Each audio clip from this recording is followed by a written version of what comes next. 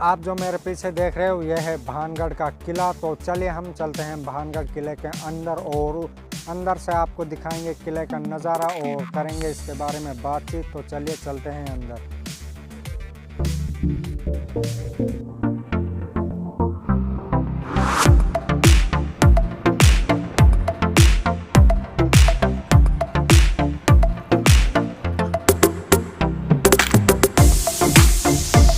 Hello guys, तो कैसे हो? दुआ करता हूं कि आप अच्छे होंगे। तो स्वागत है आपका एक और न्यू व्लॉग में। गाइस हम पहुंच चुके हैं भानगढ़ किले के मेन गेट पर और तो हम अभी चलते हैं अंदर और अंदर से आपको दिखाएंगे भानगढ़ किले का पूरा नज़ारा।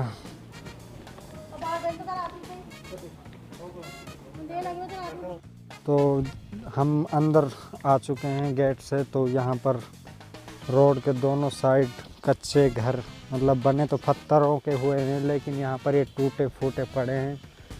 तो मेन गेट से और भानगढ़ किले तक दोनों साइड ये मकान बने हुए हैं, जो मकान पत्थरों के बने हुए हैं, लेकिन इनके घरों के ऊपर कोई छत नहीं है। एक भी घर के ऊपर कोई छत नहीं है। चलिए मैं आपको अंदर लेके चलता हूँ और अंदर से दिखाता हूँ।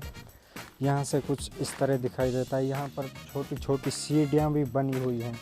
अब ये पता नहीं है सीढ़ियाँ किस काम के लिए बनाई गई थी और इनकी शायद हाइट भी बहुत कम है, क्योंकि इनकी हाइट मेरे सर से भी नीची है। और गाइस दूसरी बात ये, जो सारे मकान हैं वो सारे मकान 3 पोर्शन में बने हुए हैं। पहला पोर्शन ये है जिस पे यहाँ से सीढ़ियाँ चढ़ी हुई हैं, और दूसरा पोर्शन ये है इसके अंदर ये एक छोटी सी अलमारी टाइप की बना रखी है, और दूसरा ये है शायद बेडरूम था उस टाइम का, या दुकानें थी। यहाँ बाज़ार लगता था शायद, मेरे हिसाब से तो दुकानें ही थी यहाँ पर। तो देखिए गाइस यहाँ काफ़ी संख्या में मतलब ये मकान बने हुए हैं।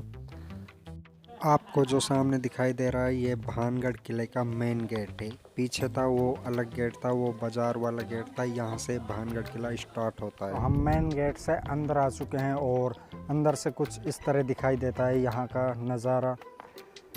जो ये आप मेरे पीछे देख रहे हो ये है यहाँ पर एक मंदिर बना हुआ है, और जो और पीछे दिख रहा है ये भानगढ़ का किला है। तो अभी हम वहाँ अंदर जाएंगे और वहाँ से भी आपको किले के बारे में बताएंगे। और अभी चलते हैं हम मंदिर और मंदिर दिखाते हैं आपको, फिर चलेंगे भानगढ़ किले में।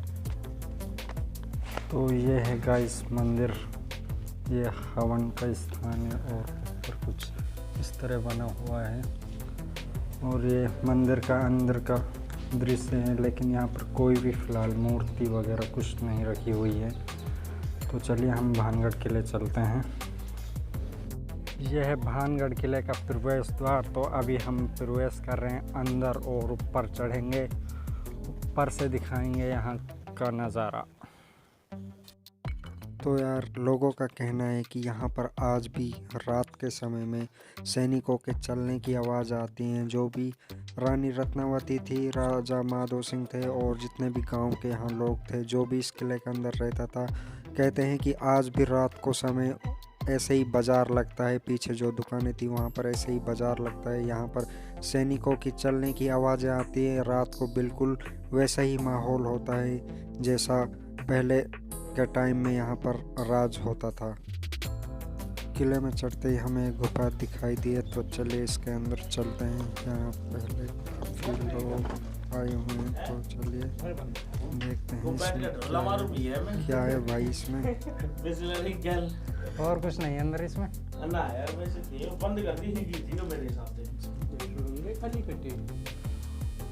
तो यह है भानगढ़ किले का सामने से दृश्य। ये पहली मंजिल है और हम इसके अंदर अभी जाने वाले हैं।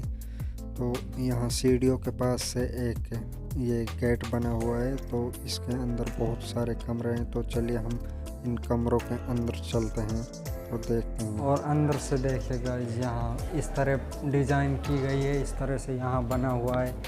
और ये अंदर से इसके कमरे हैं या क्या हैं बने हुए हैं। तो यहाँ तो कुछ है नहीं बदबू के अलावा। तो अभी चलते हैं इस वाले पोर्शन में, इसमें देखते हैं क्या है। तो गाइस इसमें भी कुछ नहीं है, सिर्फ खंडर है बिल्कुल। कुछ नहीं। गाइज इसमें एक सीढ़ियाँ हैं, इसके अंदर एक गुफा टाइप की बनी हुई है जिसमें अंदर तो मैं जाने वाला हूँ नहीं, लेकिन क्या है इसमें पता नहीं। गाइज चलते हैं यहाँ से। तो हम अभी आ चुके हैं ऊपर, और ऊपर देखिए ये सारा किला टूटा पड़ा है। तो चलिए दूसरी साइड चलते हैं, वहाँ से देखेंगे। गाइस मैं आ चुका हूँ काफ़ी ऊपर, अभी थोड़ा ऊपर और चढ़ना बाकी है, लेकिन मैं शायद तीसरी मंजिल तक ऊपर आ गया हूँ। और यहाँ पर देखिए गाइस पत्थर ही पत्थर पड़े हुए हैं, बाकी कुछ नहीं है। एक सारा किला खंडर हो चुका है।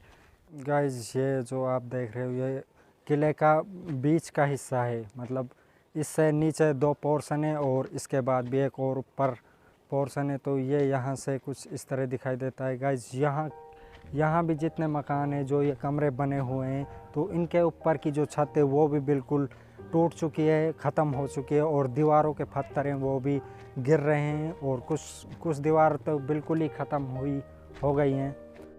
तो किले के बीचों बीच एक और मंदिर बना हुआ है यहाँ पर। तो देखिएगा ये एक और मंदिर यहाँ बना हुआ है। बाकी जो भी किला है वो बिल्कुल तहस नहस हो चुका है। गाइस ये किला बिल्कुल गुफा टाइप का किला है। यहाँ पर दिन में भी डर लगता है, रात में तो लोग कैसे रुकते हैं पता नहीं। तो यहाँ से कुछ देखिए गाइस, यहाँ भी सारी छतें जो वो किले की सारी छत टूटी हुई हैं। तो गाइस हम किले के बिल्कुल टॉप पे सबसे ऊपर आ गए हैं। तो ऊपर से देखिए यहाँ पर इसका नज़ारा। तो गाइस देखिए सारा किला खंडर हो गया है, और लोगों का कहना है कि यहाँ आज भी रात को, मतलब सारे लोगों की, जो यहाँ जितने लोग थे उनकी आत्माएं जाग जाती हैं। यहाँ पर रात को वही सिस्टम होता है, बाज़ार लगता है, लोगों के बोलने चलने की आवाज़ें आती हैं। तो गाइस हमें तो अभी ऐसी कोई भी चीज़ महसूस नहीं है, क्योंकि हम पूरा किला घूम चुके हैं। भानगढ़ किले का निर्माण आमेर किले के राजा भगवंत दास ने 1583 में इसका निर्माण करवाया था, लेकिन भगवंत दास ने इस पर राज नहीं किया। जो अकबर के 9 रत्न थे, तो उनमें से एक नवरत्न था माधो सिंह। तो माधो सिंह को यहाँ का राजा बना दिया गया था, और माधो सिंह ने इस जगह पे अपना कब्जा कर लिया और यहाँ राज करने लगा था। तो माधो सिंह के टाइम जो रानी थी, लोग बताते हैं कि जो रानी रत्नावती थी वो बहुत ज़्यादा खूबसूरत थी। यहाँ के जितने भी आसपास के राजा थे वो सभी उससे शादी करना चाहते थे। वो शादी के प्रस्ताव यहाँ लेकर आते थे, लेकिन रानी रत्नावती उन सभी को ठुकरा देती थी। वो किसी से भी शादी करना नहीं चाहती, क्योंकि उसको कुछ पसंद ही नहीं आता था। तो यहाँ पर इस किले में ही, वो जो पहाड़ के ऊपरी छेर पर आपको एक छोटी सी गुमटी दिखाई दे रही, यहाँ पर एक जादूगर रहता था।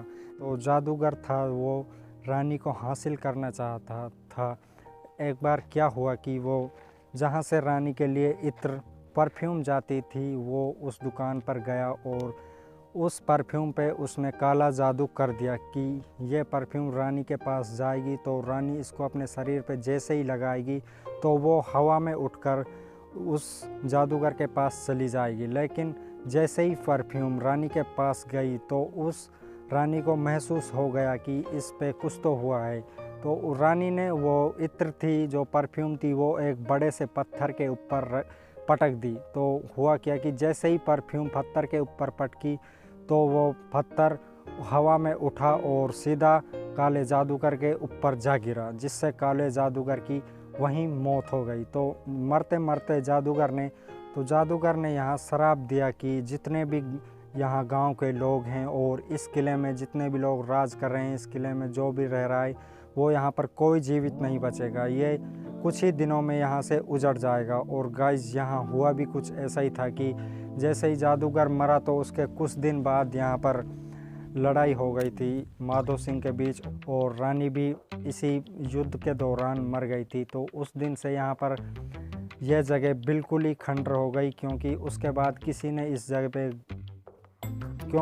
उस दिन के बाद इस जगह पे किसी ने भी राज नहीं किया इस किले पे। और गाइस दूसरी ख़ास बात इस किले की यह है कि सभी किले मैंने देखे हैं कि 90% किले पहाड़ की चोटी के ऊपर बनाए जाते हैं, लेकिन गाइस ये किला पहाड़ की चोटी के ऊपर नहीं, बल्कि जहाँ से पहाड़ स्टार्ट होता है उस जगह बनाया हुआ है। तो चलिए गाइज़ अभी हम तो यार गाइज़ आज के लिए बस इतना ही। अगर वीडियो अच्छी लगी हो तो वीडियो को लाइक करें और चैनल को सब्सक्राइब करें। तो मिलते हैं फिर और एक न्यू धमाकेदार ब्लॉग में। तो तब तक के लिए बाय, जय हिंद।